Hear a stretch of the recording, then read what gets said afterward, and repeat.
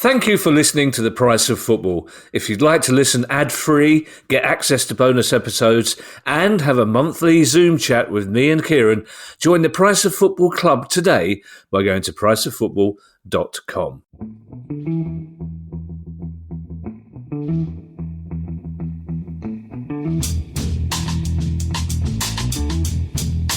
Hello and welcome to The Price of Football, the show that looks at the money behind the beautiful game of me, Kevin Day, and Liverpool University's Kieran Maguire. Now, our regular listeners will know, Kieran, that we're doing this all in one big splurge on the Friday before Christmas, so there would be no point me asking you how you are. But as we've just had a 10-minute tease and wheeze break, I feel it's appropriate for me to say, has there been any material change in your circumstances in that time?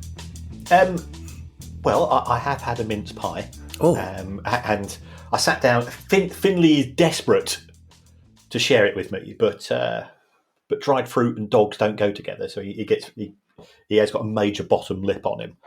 How you resist those big brown eyes? The Baroness does the big brown eyes thing just as well. You can resist Finley doing it. She makes the mince pies. Does she? Because I won't, because I am so puritanical about alcohol. I will not have mince pies from shops because they've always got 0.0001% of brandy. But fair point. I'm obsessive, and so therefore she does me alcohol-free mince pies. Yeah, it would be slightly ironic if you were to get pissed on mince pies, Kieran, after all this time. Really? Yes. I have to. Maybe it's the mince pies that got me drunk over Christmas, Kieran. It's either that or the Calvados. Oh, great! I'm going to blame the mince pies. I once really upset my mother-in-law. God rest her, and I'm ashamed to say I did do it deliberately because she considered herself to be a bit of a Mary Berry. If Mary Berry left things in the oven half an hour longer, she was such a bad cook. My mother. The only way you could tell what sort of meat you were eating was what it was accompanied by. It was like, it looks like applesauce, so I'm guessing it's pork. The only sure way to know is to bring your own meat with you, and then you'd know what it was she was burning. But she made some mince pies one Christmas, and I went, "Oh, do you know what, Mary? They're almost as good as Sainsbury's." She was. There was a frosty atmosphere that. But I like it frosty, Kieran. Well, seasonal. I didn't know that dried fruit and dogs didn't go. I thought it was chocolate and dogs. No, dried fruit and chocolate. I know we had a crisis. I think it was 3 years ago. It was Christmas Eve. My son had come down. He'd just gone back up to Manchester. And he got me a present, which I didn't know was he knows I love dark chocolate. And he got me a very, very nice piece of Swiss dark chocolate, and he stuck it underneath the tree. Me and the Baroness went out, came back, and somebody with 4 legs was staggering around because he'd eaten it, and that was very touch and go. I mean, to be honest, a bit of milk chocolate and a dog is all right. It's the cocoa content, but the darker the chocolate, the more dangerous it is for your 4-legged friends. So if hopefully you've all opened your presents, but keep the chocolate away from the dog. Yeah, I'm not growing up enough for dark chocolate. I can't. It's like red wine. I can't do it. Ali loves a bit of dark chocolate. Smudge, talking about all, Smudge was very contentedly curled up during the first 2 pods, Kieran. Lovely. I could just see her by lifting my head over the laptop. It's a lovely sight. And then Ali opened the door under the stairs. And now she's disappeared upstairs under the bed because that's where her basket's kept. Oh.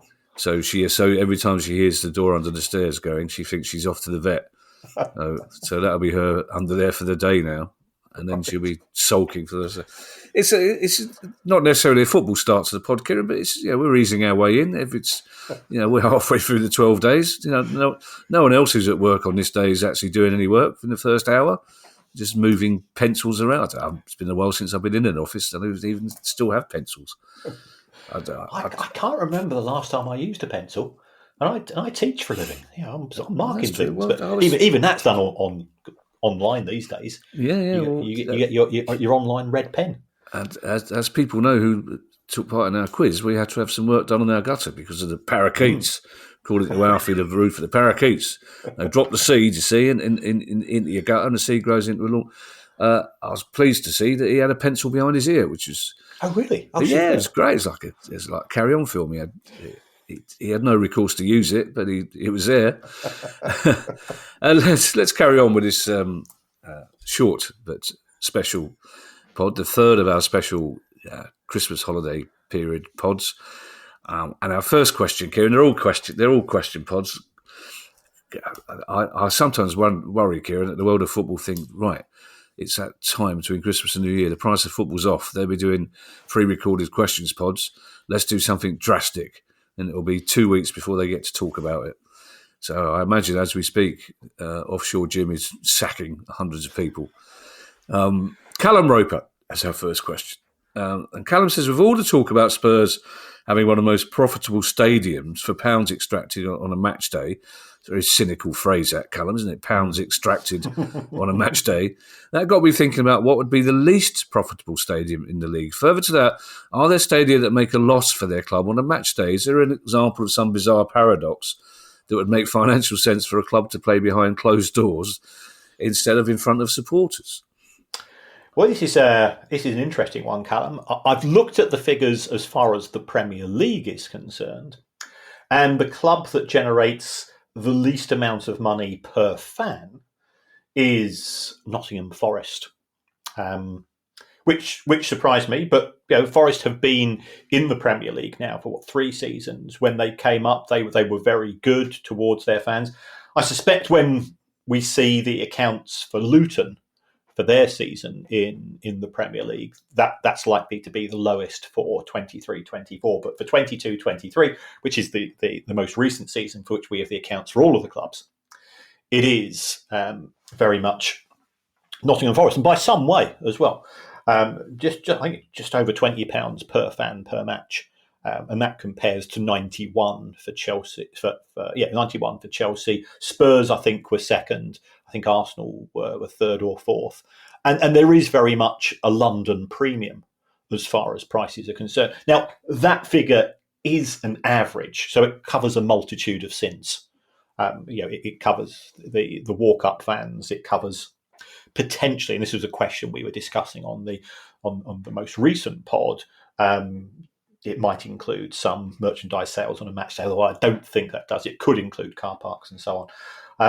Forest have got, and Marinakis, the owner, has put his money where his mouth is, and I'm not saying he's subsidising the fans going on, but in terms of cost per fan per match, they've done pretty well. And also, it has to be said, Forest have had a damn good start to the season, even though we are recording this prior to the Christmas matches taking place. So, hoping for Forest fans that's been maintained. Well, even if they were to lose their 2 games over the holiday period, Kieran, they're still having a really good start to the season. That £20 per head, Kieran, you say Forest fans are playing, does that include the ticket price? Yeah. Wow, that's incredibly low then, it seems, isn't it?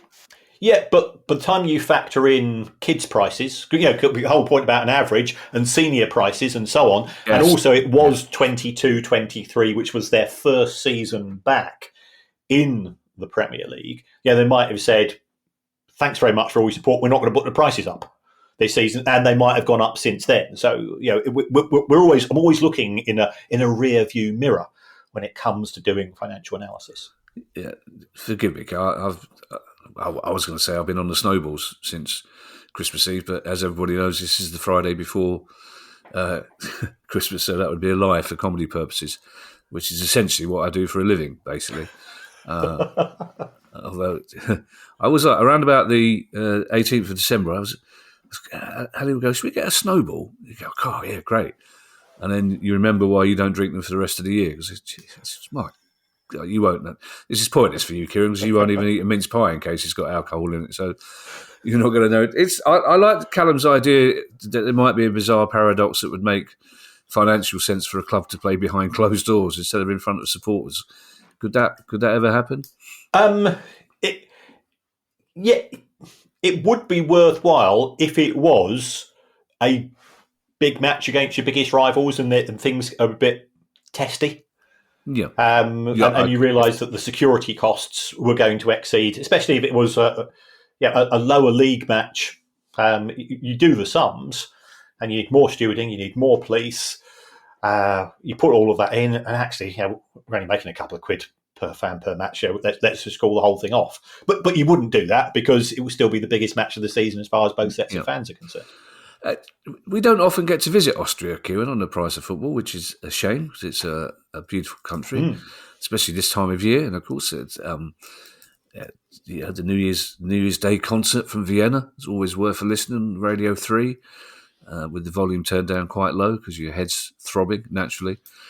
Florian Berger says, how do you think Austrian club Sturm Graz could finance the construction of a new stadium? They managed to qualify for Europe over the past few years, but that can't be taken for granted in the future. Additionally, selling shares of the club is going to be a very unpopular thing to do from the fans' point of view. Now, I don't know if this is a question based on the fact that they are building a new stadium, Kieran, but nevertheless, it's an interesting one.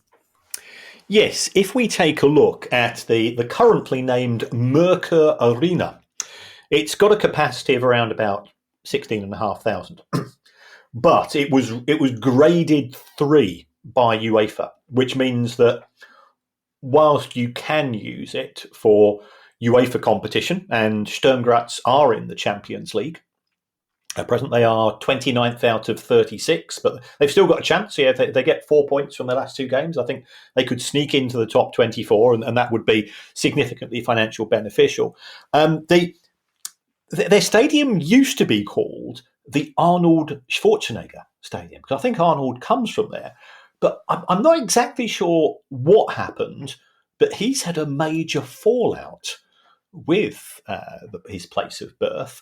And he said, nobody can use my name for any sort of commercial purposes. So they had to go and rename it. So they had to go to go from Arnold Schwarzenegger to a local insurance company to call it now the Merkur Arena. So that's where we are. It's a modest sized stadium. The Austrian TV rights are not a lot, so qualifying for the Champions League is transformational as far as Sturm Graz is concerned. The club's also been very successful in terms of player development. Rasmus Højlund, who is now at Manchester United, he was there for a year. He went to Italy and then he went to Manchester United. So they did quite well out of that deal. They sold him. They bought him for 2 million, sold him for 20, and I suspect they've got a sell-on clause as well. But going back to the broader issue that Florian raised, where can a club get money from? Because they are effectively renting the stadium from the landlord at present, which is restrictive. I've read a few articles, and there is a desire to expand, to improve the facilities. You've got 3 sources of money. You can borrow. It's not cost effective, I think, at that level to borrow from a third party.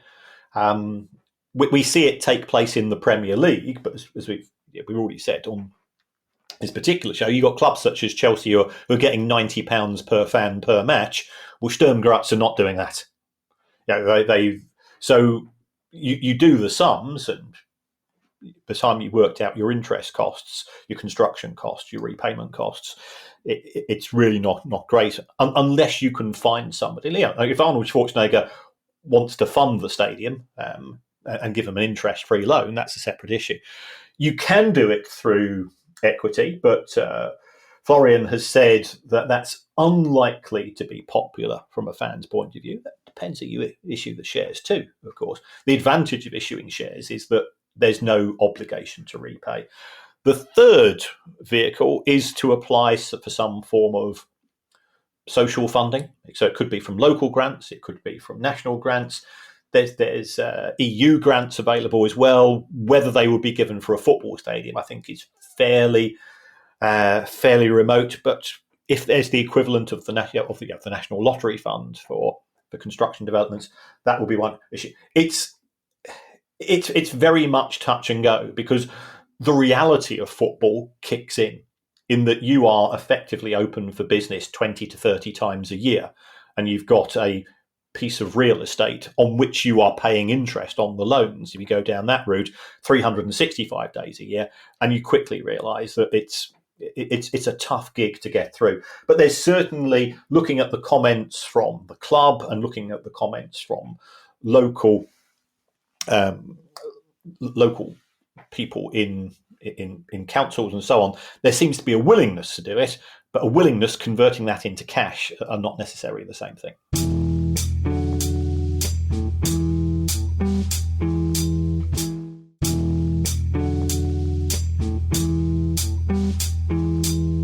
I wonder how Arnold Schwarzenegger managed to fall out of an entire town. Yes. Or vice versa. I'm intrigued by that. I'd be interested if any of your spreadsheets can tell how much of the match day revenue for a team like Sturm Graz is beer and sausages. Because certainly in Prague a couple of weeks ago, both Sparta and Bohemians would have seen a huge spike in their sale of beer and sausages, as 15 people from South London just went, beer and sausages? Every 5 metres? It would be rude not to. There doesn't seem to be a queue at any of these stores. That's something for Sellers Park to think about. If you have many, many stalls, there's no queue, rather than just one with some poor underpaid bar staff generally not being asked how long you have to wait to get your beer. Dave O'Reilly has an interesting question for us on New Year's Eve, and Dave says, as an overseas fan, I rarely get to see my team, Scunthorpe United, play live.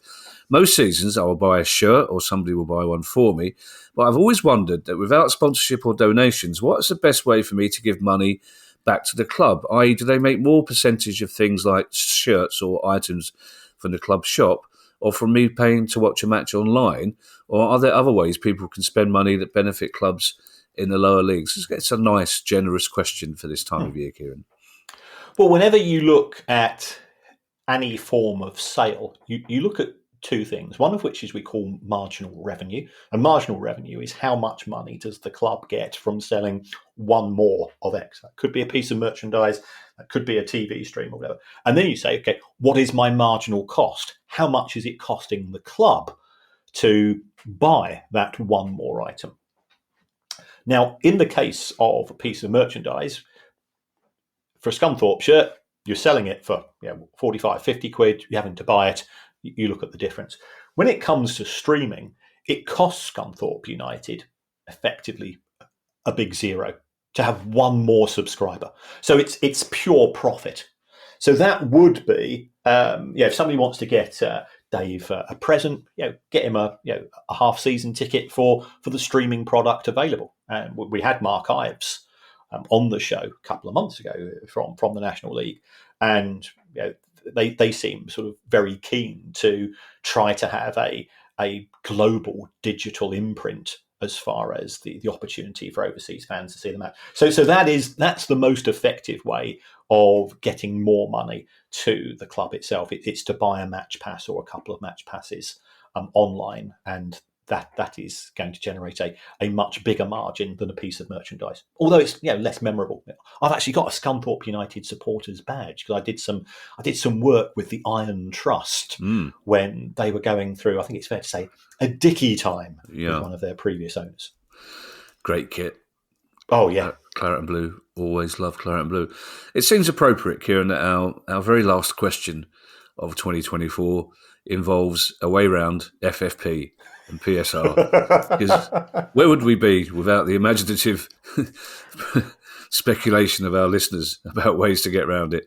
And it comes from Alan Marples. And Alan says, I was driving home recently.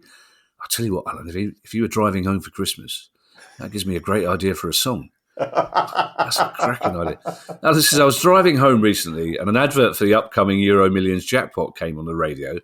And it got me thinking, what if a football club won the actual lottery? Not an employee or the loaner, or the owner even, but could an official of the club use the club's money to purchase lottery tickets? And should they be successful, could the club claim the winnings?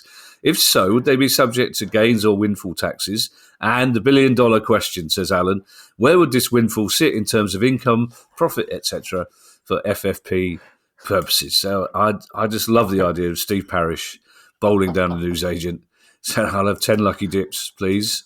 just see what happens. I imagine Tony Bloom would have a way to some kind of database on working out the odds of winning the lottery. I'll have 297,000 lucky dips, says Tony Bloom. That's what we're here for, Kieran, to answer questions like this, which has clearly come from a pub conversation. I don't care what Alan says about driving home for Christmas. That's three blokes in a pub going, I'll tell you what if we win the lottery? What if the club wins the lottery? How did they can't, surely, that's our money. They can't take that from us. The FFP people. Well, if we are talking about a club in League One or League Two, this would come under the umbrella term of football fortune. And therefore, it would allow the club, for every £1 they won on their scratch card, to spend an extra £1 on player wages. So football fortune, the way that it works in League One and League Two is that in League One, for your general revenues, broadcast, match day, commercial, for every £100 the club generates, it can spend £60 on wages. In League Two, it's £50. But if you have this football fortune income, which is either money from the owners in the form of shares, so this is why Birmingham City have been able to spend so much money on players. Their owners put in 100 million quid, so that's 100 million quid which has gone into the budget. So money from the owners in the form of shares. Secondly, money from cup runs. And thirdly, player sale profits. They are actually more beneficial than selling tickets and so on. So yes, that windfall would effectively be deemed to be a donation. It would be an equity donation from the club to itself. And as such, it would allow the club to spend more money. It's not a route I would encourage, because it's called a lottery for a reason. And just remember, for every one winner, there's 100,000 losers. Yeah, also, so imagine you've got your scratch card, you say, good news, we've got an extra £2 to spend on player wages. Yes. Or we could buy 2 more lottery tickets. We know what route everybody will go down. Oh yeah, get 2 more lottery tickets. We might get £6 extra to spend on player wages. If you have a question you'd like answered on the show, email us at questions@priceoffootball.com. And don't forget, you can follow us on Twitter, X, and you can find us on YouTube. And if you'd like to buy our book, you can find details on our website, priceoffootball.com. And Kieran, myself, and producer Guy would like to take this opportunity to wish you a very, very happy new year. And we look forward to you joining us in 2025. And don't forget, why don't you take advantage of our ludicrous offer and become a member of the Price of Football Club? Yeah, because we're going to have to do our first live online show, which from a technological point of view, given you and I's inability to do anything very well, I think there'll be more amusement from us trying to get the microphones working than the actual content. But no, we are really looking forward to it. We've done our first club Q&A, and I'm setting up a separate email address to fast track for our club members their questions.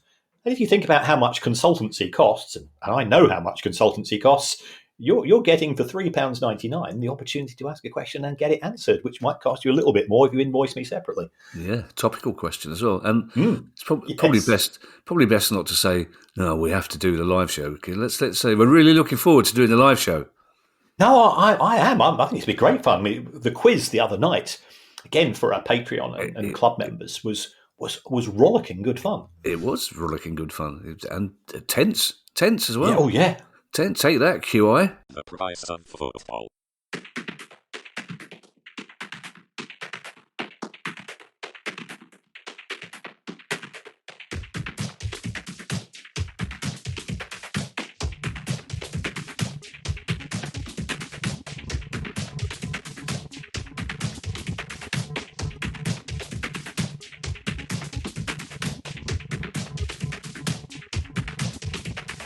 The price of football.